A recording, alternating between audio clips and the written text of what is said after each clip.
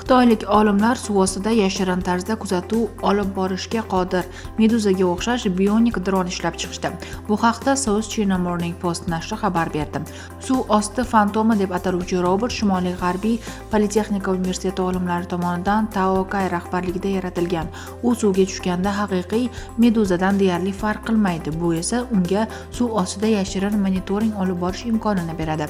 Robot gidrogel elektron materiallardan tayyorlangan bo'lib, 120 mm diametr va 56 gramm og'irlikka ega. U elektrostatik gidravlik aktuator yordamida harakatlanadi va faqat 28,5 millivatt quvvat sarflaydi. Shuning uchun u deyarli shovqinsiz ishlaydi va uzoq muddatli yashirin missiyalar uchun mos.